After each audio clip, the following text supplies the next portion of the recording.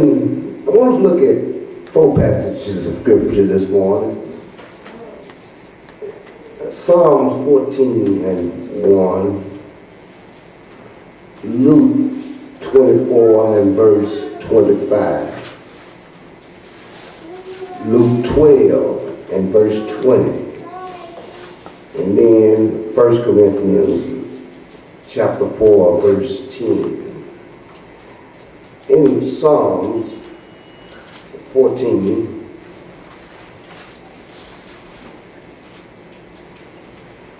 verse 1 reads, "The fool have said in his heart, there is no God." Luke, the 24th chapter, and verse 25.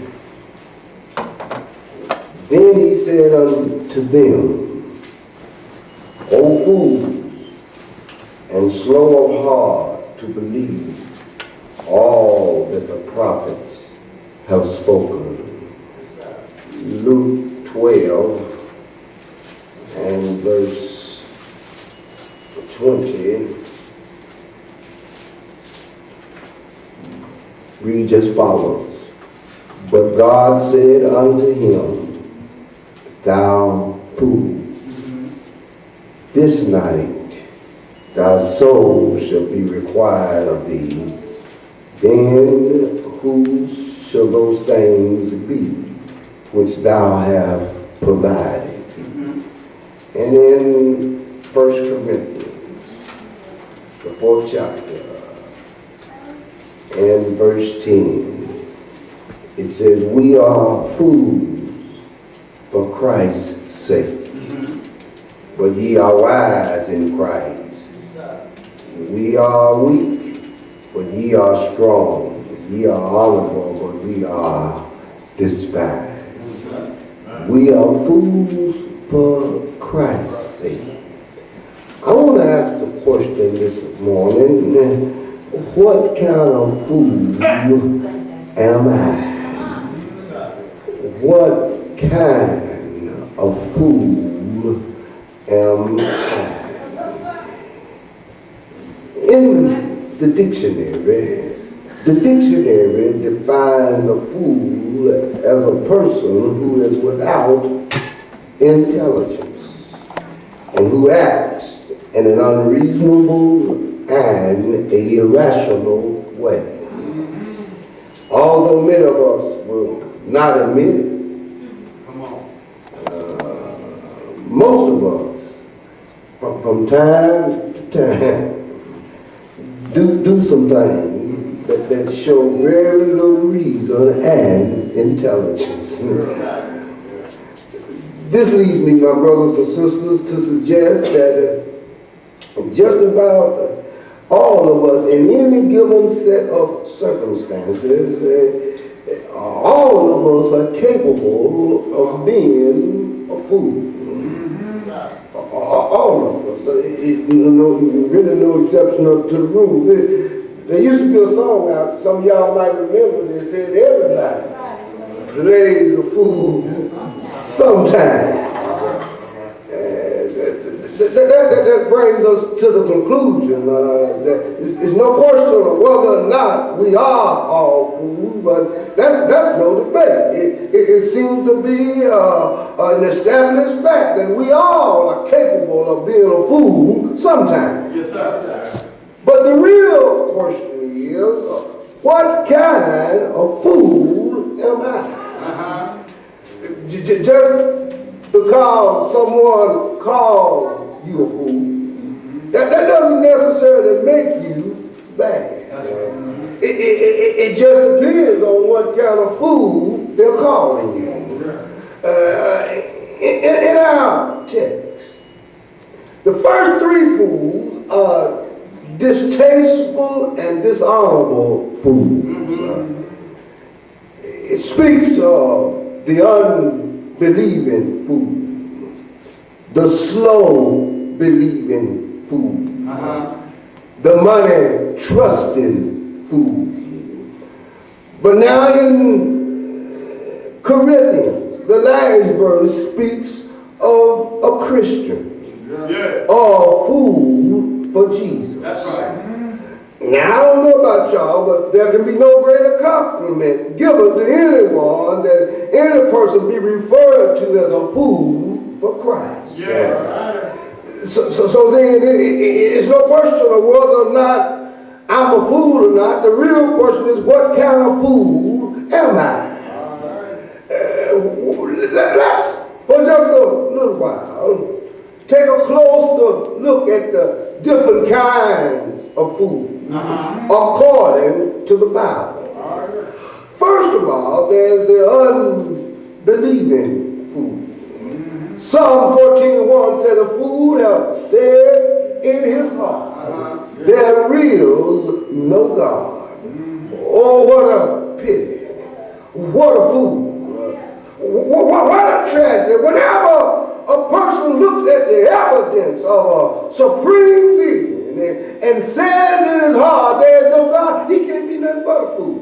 That's right. Whenever one considers the size of this universe and millions of stars and planets, the unchangeable schedule of the sun, the moon, when one looks at the mountains, the valleys, and the rivers and the streams, and when one looks at creation, it does not recognize the fact that if there's creation, there must be a creator. When he looks at this design, and he does not realize that there has to be a designer somewhere.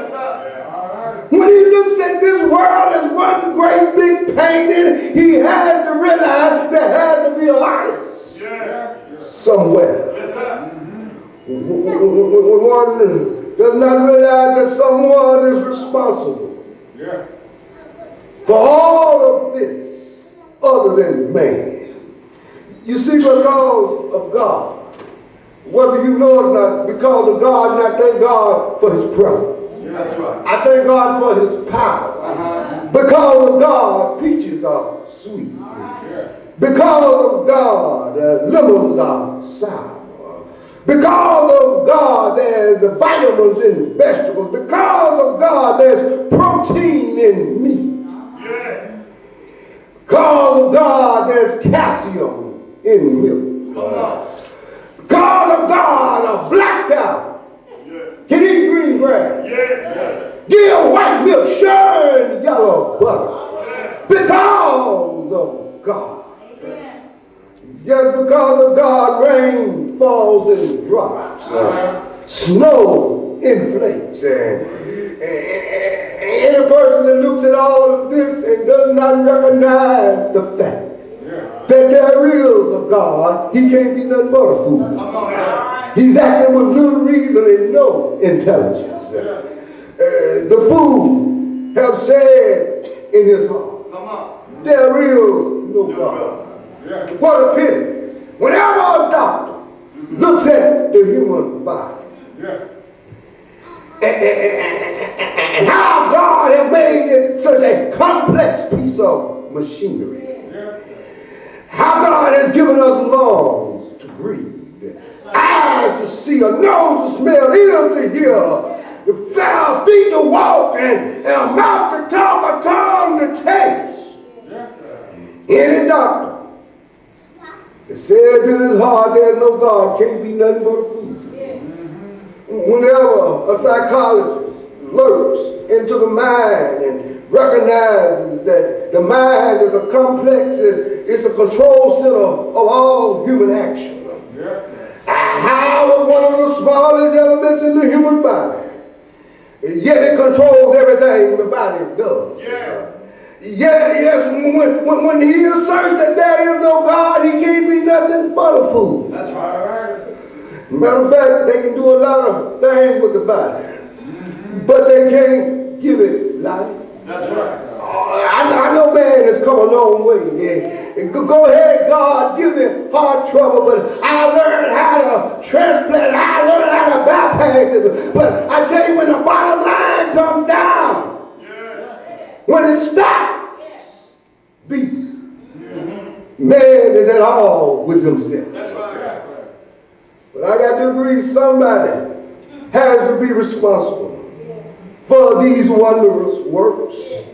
I think the poet put it, who made the mountains? Who made the trees?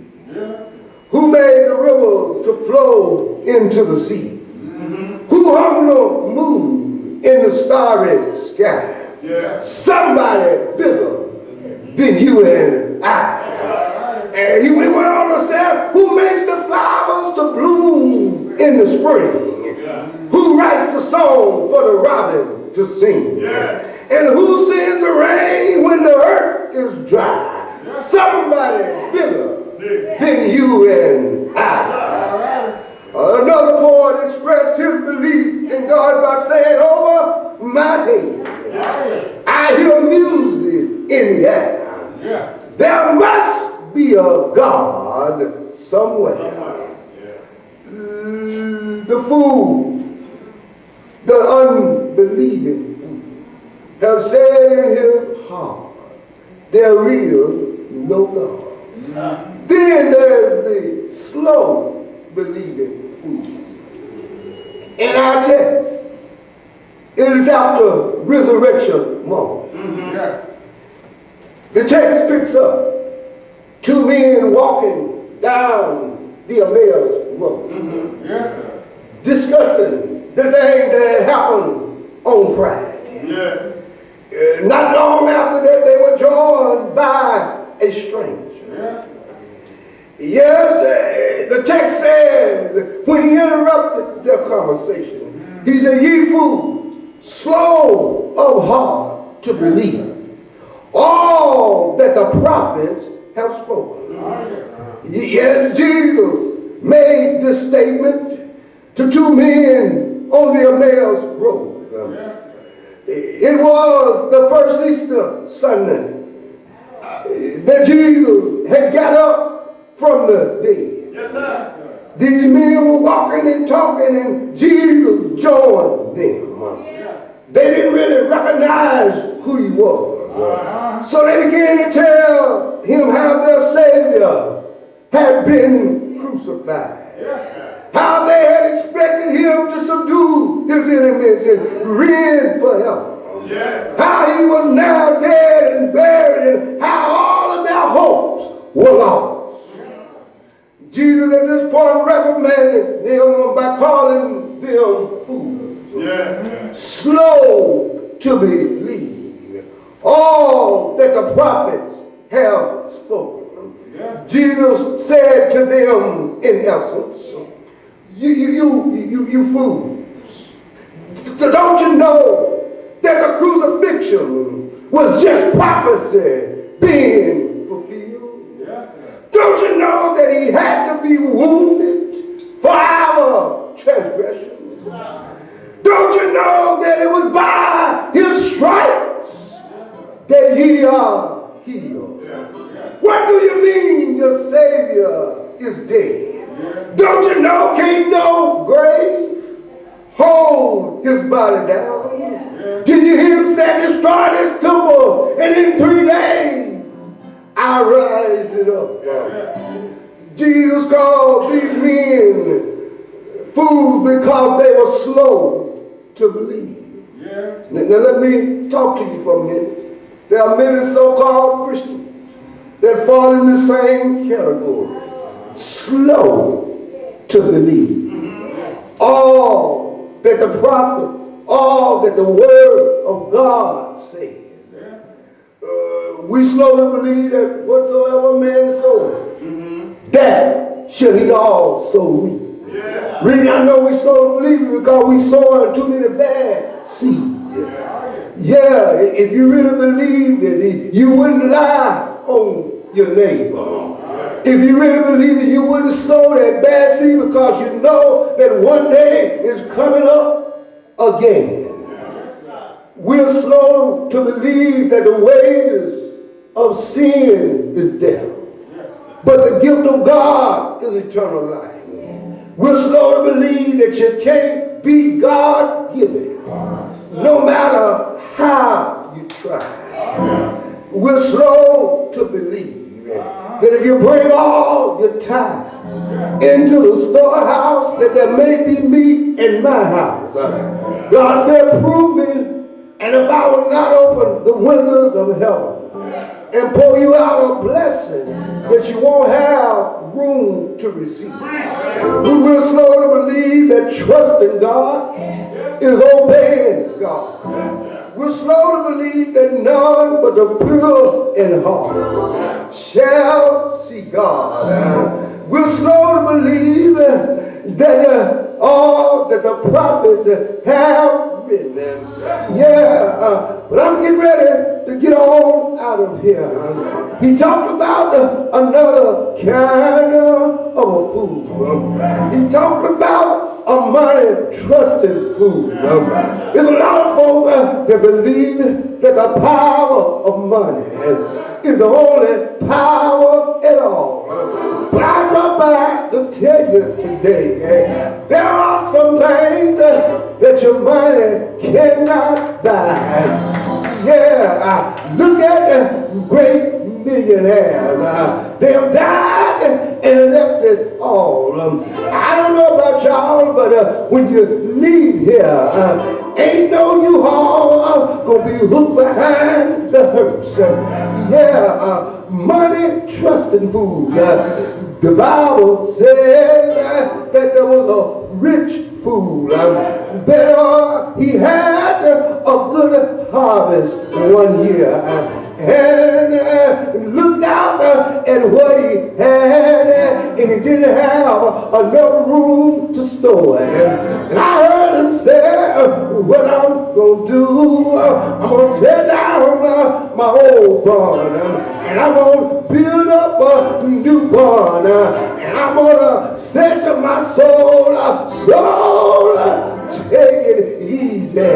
You got much good stored up for a long time.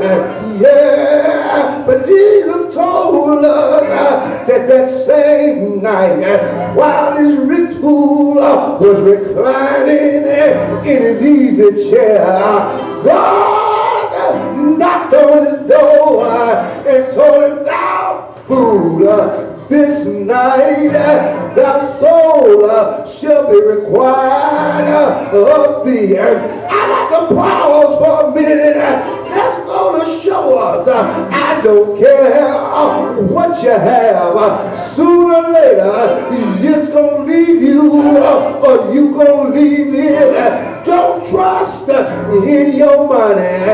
I don't know. We got some funny ways.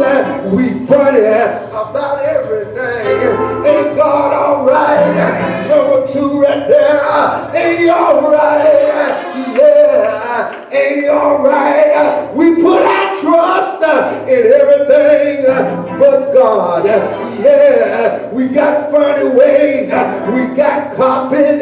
We don't want nobody to walk on. I tell you, I don't know nothing that carpet is made for but walking on. We got furniture. We don't want nobody to sit on. I don't know nothing that furniture is made for other than to sit on in a door. I tell you, you better start trusting God. Ain't he all right? Because when it's all over, some of your friends and some of your family, they gonna walk on that carpet that you don't want nobody to walk on. You got clothes in your closet. You waiting for a special occasion to wear. You better go home, get them out, and put them on. Ain't he all right? I don't know about y'all, but I'm glad I'm not a money trusting fool. Ain't he all right? Ain't he all right? All right, all right, yeah. I'm not a money trusting fool, no. But he talks about, Paul talks about one more fool. There's a fool for Jesus. And I don't know what you think about me this morning.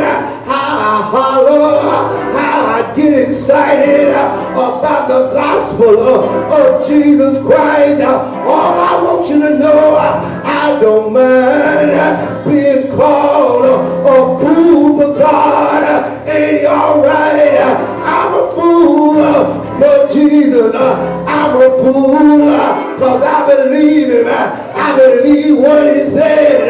Ain't he all right? I believe. I believe. I believe. Do you believe? Ain't he all right? I'm a fool for my master. The reason I'm a fool because look what he did for me on Calvary. Anybody know he died?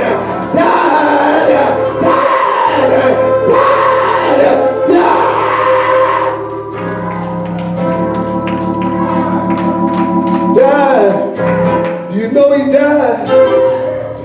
You know he died on Calvary. I know Satan said we got him now. We got him where we want him. They nailed his hand. They riveted his feet. Ain't he all right? They hung him high, stretched him wide. He died. Ain't he all right? And Satan thought he had him. Ain't he all right? All night, Friday night, he thought he had him. All day Saturday, he thought he had him. All night, Saturday night, he thought he had him. I heard that early. I said early, Sunday morning, got up.